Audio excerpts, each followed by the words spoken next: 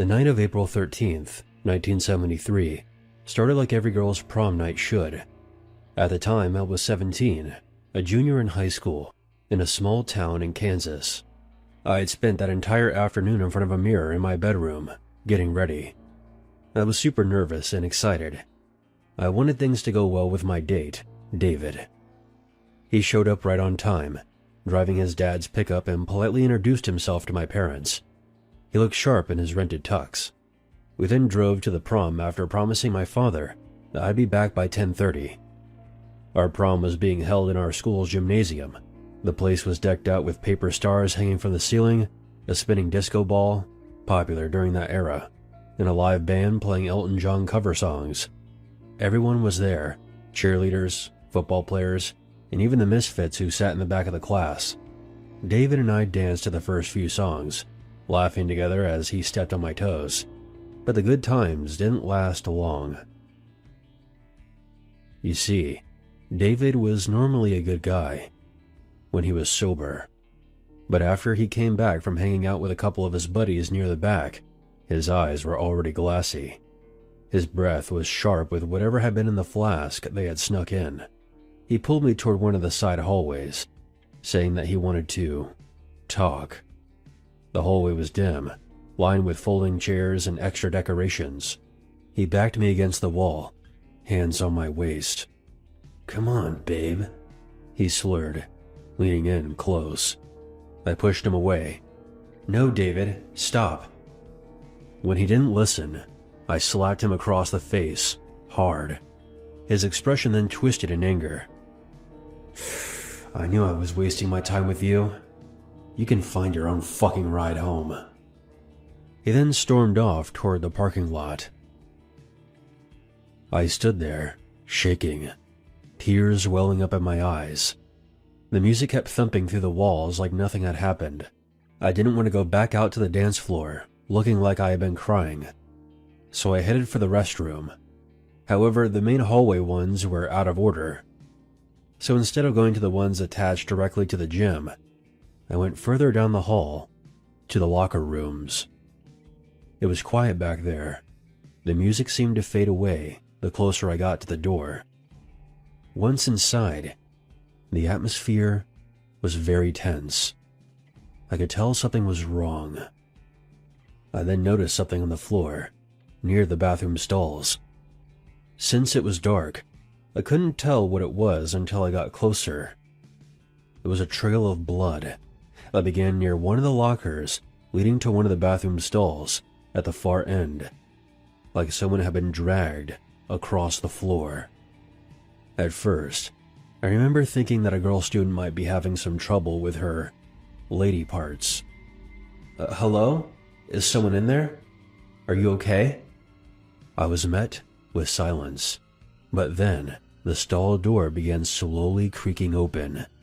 Before I could say anything else, a figure wearing a bright yellow rain poncho stepped out.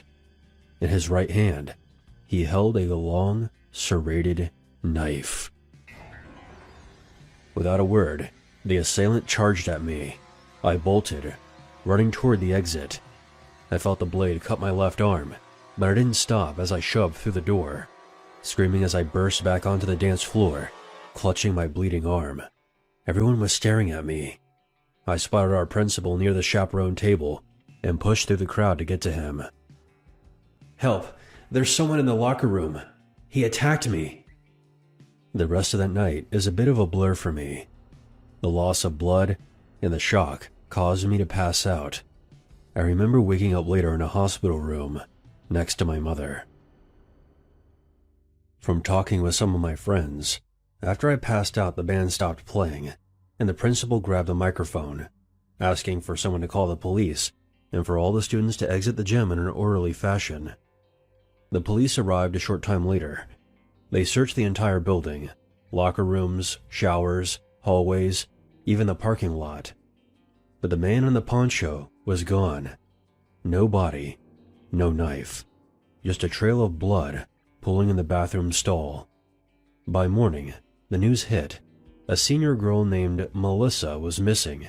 She had been seen leaving the dance early, upset, heading toward the back of the building. No one saw her after that. Search parties combed the entire area for days. The local parks, nearby creeks, even the railroad tracks. But she was never found. Many years later, I read about a man named John Henry Horton. He was a custodian at Shawnee Mission East High School, which is in the next county over from the school I attended. Horton had been arrested for murdering a female student back in 1974. I felt ice rushing down my veins. The photos from his trial showed an older man, heavier, graying. But his eyes looked familiar to me. I'm convinced it was him who attacked me in the locker room back in 1973.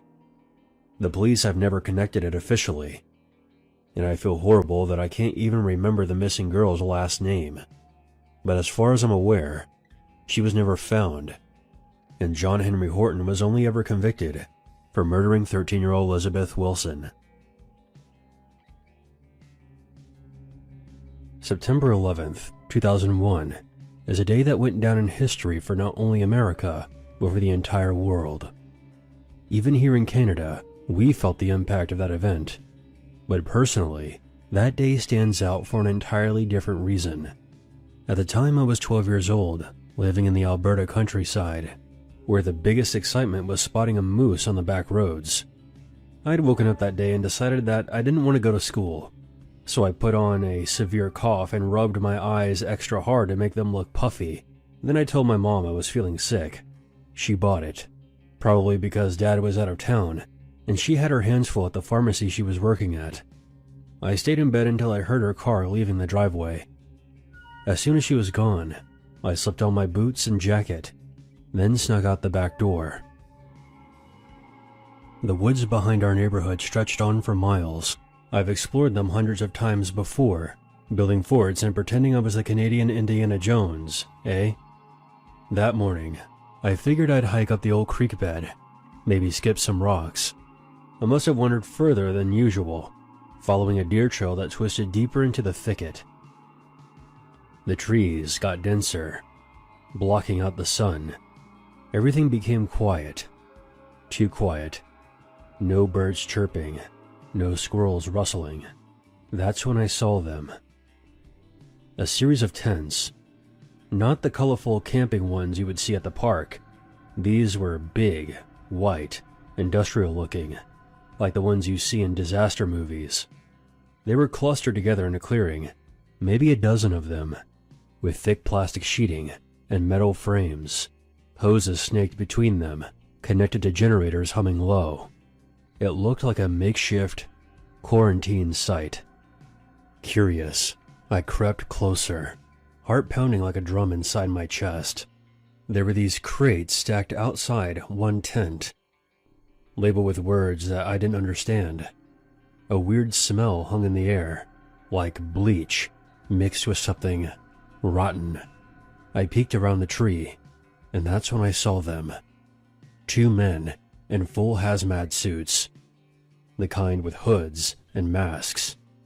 They were hauling a heavy bag between them. One of them turned to look at me. All three of us froze in place. Then I heard muffled shouting. They then dropped the bag and reached for their waists, pulling out handguns. The first shot cracked through the air, splintering bark off the tree beside me. I yelped, ducking low as another bullet whizzed past, thudding into the dirt. Panic overwhelmed me. I bolted, crashing through the underbrush, branches whipping at my face. My lungs burned, legs pumping as fast as I could. More shots rang out behind me. I ran until my sides ached. I collapsed behind a fallen log, gasping, tears streaming down my face. I hid there for hours, shaking, until the sun started dipping low. I then made my way back home. Later on, when Mom came back, I didn't say a word. How could I? Beside the fact that she would have been upset about me being out in the forest when I should have been sick in bed. What happened in New York that day had her glued to the TV. It sounded crazy, even to me. That night, as I laid in bed, staring up at the ceiling, replaying it all in my mind. The tents, the suits, the guns. I overheard my mom on the phone in the living room. She was talking to my dad. "Yeah, I heard about it when I was at work. Just awful. James stayed home today because he was feeling sick." After talking to my dad for a while longer, she mentioned something very strange. Apparently she passed about 8 garbage trucks going the opposite way on the 2-lane highway that leads directly to our neighborhood. The only other thing that way is a public park. Dump sites aren't anywhere near this area. A chill crawled up my spine. 8 garbage trucks coming from the direction of the woods? Years later, I tried to look into it, but nothing ever came up. No reports, no investigations, nothing. The only thing anyone was interested in back then was the attack on the World Trade Center. I am in no way suggesting that what I encountered in the woods had anything to do with that event. I'm not really sure what the hell was going on back there, but it was important enough to shoot at a kid and then pack everything up into garbage trucks and leave as quickly as possible. My name is Maddie. This story takes place when I was around 12 or 13. I've listened to this channel for years, but I never thought I would actually sit down and write out what happened to me. I'm from a fairly well-known small town in New Jersey. Growing up, I went through all the typical fangirl phases: Big Time Rush, Justin Bieber, One Direction, 5 Seconds of Summer, but the band that I was completely obsessed with at the time was Why Don't We?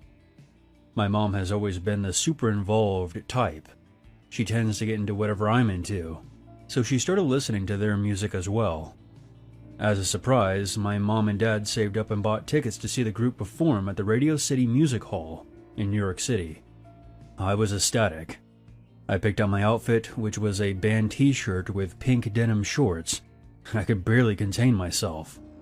When the day came, I was scrambling to get ready. 13-year-old me genuinely believed one of the boys would spot me in the crowd of millions of girls and fall in love. We lived about 2 hours away, without traffic, and since my mom hates driving into the city, we decided to take the bus instead. We were already running late. The bus stop was about 25 minutes from our house, so we sped there, blasting Why Don't We songs along the way, laughing and singing together. We arrived just in time and rushed on board. Because we were the last ones on, all the seats were taken except the last 2 rows, and I took the window while my mom sat in the aisle seat. As the bus was about to pull out, I suddenly caught a horrible stench creeping in from the front. I looked up and saw a ragged man, maybe in his late 60s or early 70s. His clothes were filthy and torn, and he carried a plastic bag that seemed to be adding to the smell.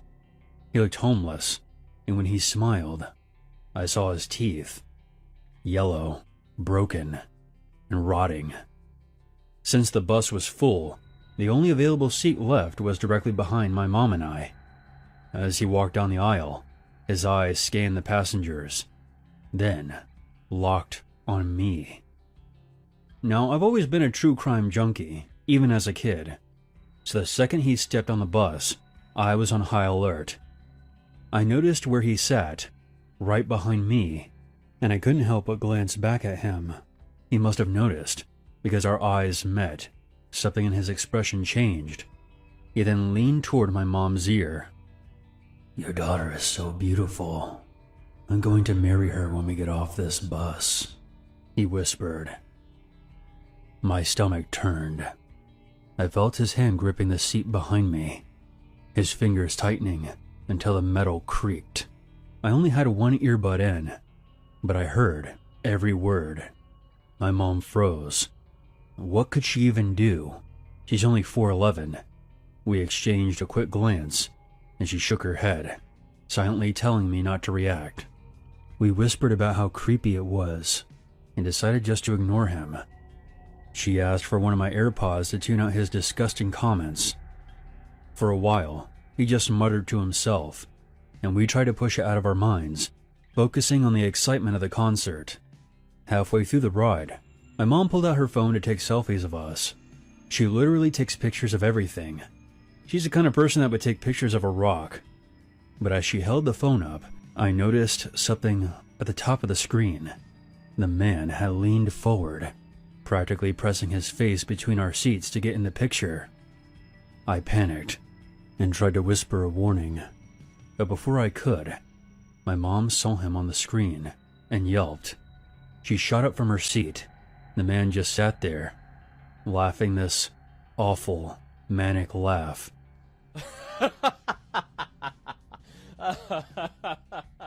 While the nearby passengers turned to look, I remember feeling frozen, terrified for both of us, and even for the woman who was sitting across from him. He eventually stopped laughing and sank back into his seat, mumbling under his breath. No one said a word.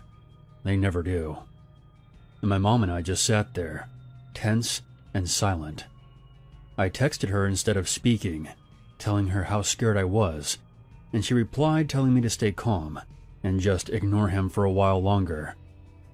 15 minutes later, I started to relax some more. We hadn't heard anything from the man behind us. That was until I felt something hot on the right side of my neck. I jerked forward and looked back. The man was leaning so close that his face nearly touched the gap between the seats. "Your daughter is so perfect. I'm going to have a family with her."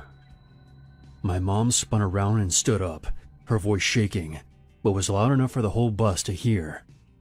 "She's only 12 years old. Leave her alone, and don't speak to us again." For a second, I thought I was going to lunge at her, but thankfully he didn't. He just sank back down, now silent. When we finally neared our stop, I felt a wave of relief. I thought it was over. As people began filing off the bus, my mom and I had our stuff ready. We were immediately expecting to hop off. But right before we did, I felt him lean in close again, his voice low and disturbingly cheerful. "As soon as we get off this bus, I'm going to rape your daughter." I felt every drop of blood drain from my body. I couldn't breathe. My mom's face went pale in pure terror. I started praying in my head, even though I'm not very religious. I just wanted to get out of there. As soon as there was enough space between us and him, we booked it. We ran off that bus as fast as we could and sprinted down the street, desperate to disappear into the crowd. We ducked into a nearby boutique store, crouching behind the racks of clothing.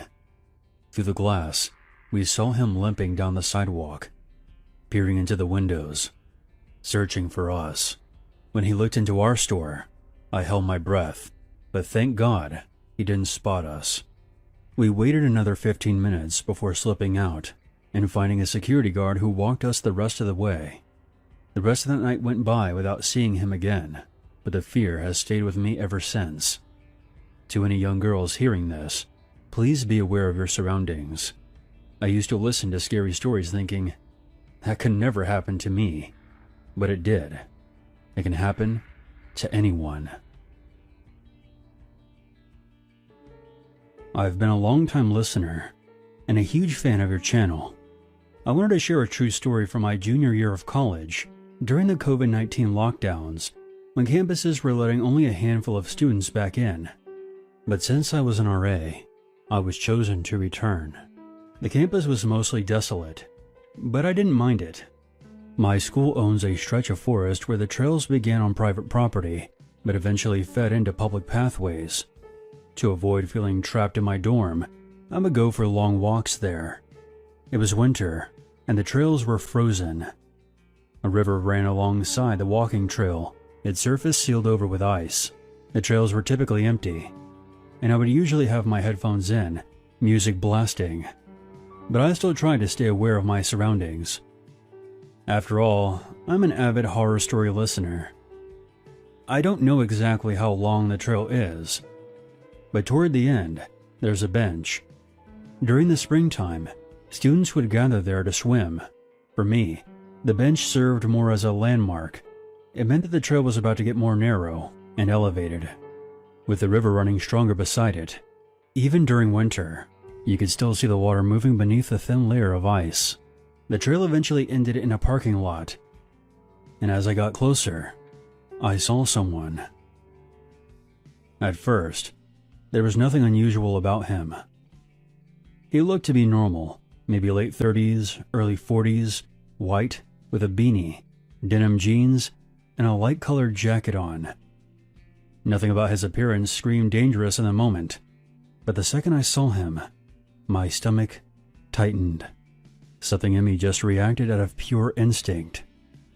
I didn't want to be near this person, alone, on an isolated trail. So I discreetly lowered my music and kept moving toward the lot. He passed me, and I let out a quiet sigh of relief. Perhaps I was just talking myself into a worst-case scenario. Since I had to walk back the same way I came, I waited for a while so the man could get far enough ahead so I wouldn't end up right behind him. When I finally started walking again, I kept my pace slow. I told myself I was overthinking this whole ordeal. Too many horror stories in my head. But everything changed when I got back to the bench. He was sitting there, seemingly waiting for me. This was the middle of winter, freezing cold, and he was just sitting there. I didn't say anything to him. I just kept moving forward, but after a short while, I risked a casual glance over my shoulder. My stomach dropped. He was now walking behind me. I still had a long way to go before I'd reach the campus, and all I could think was, I can't run. Running would only alert him that I knew he was following me. Plus, the trail is covered in frost. If I tried to sprint, I might slip, and then I'd be done for. So instead, I quickened my pace, forcing myself not to look back too much. Normally, I carried either my X-Acto blade or my heavy hydro flask for protection. But on that day, of course, I had left both behind. I cursed myself under my breath. Sometimes there would be other people on the trail, but since this was a lockdown period, it was just me and him. No one else. I debated calling campus security, or even a friend, but all I could do was focus on just making it back. I think my stalker noticed I was picking up pace, because when I glanced back again, he let out this low chuckle. That sound made me shiver, more so than the cold weather. I was nearing the campus portion of the trail when I saw a woman with a huge dog coming in the opposite direction. I can't describe the relief that washed over me. I was ready to tell her that the man was following me and that she should go get some help or sick her dog on him. But when I turned around once more, he was gone. Just like that, out of thin air. I didn't waste any time. There were 3 separate entrances from the campus to the trail, and I darted up the closest one, cutting straight for the dorms. Even as I walked back to my room, I kept glancing over my shoulder, my nerves still on edge. Honestly, if that woman and her dog hadn't shown up, I think he would have continued following me, and if he hadn't made a move, I don't think I could have done much about it. Once inside, I called the campus security, trying to report a strange man on campus, but they just brushed it off and said that they would send someone to go check it out, and then hung up without even asking for a description. The scariest part of this was the feeling of being trapped. Not being able to run, knowing that he was right behind me. When I called my parents and told them, they just scolded me, telling me that I shouldn't be walking in the woods alone. Young girls go missing all the time in those situations. Funny enough, that didn't stop me from going back on the trails. But after that day, I never left without my X-Acto blade in my pocket. I've attached a short video showing what the frozen path and river looked like that winter, as well as a photo I took at the end of the trail in the parking lot. I only recently realized that the photo actually captures the man who ended up following me. Though he's tiny and blurry, you can spot him if you zoom in close enough.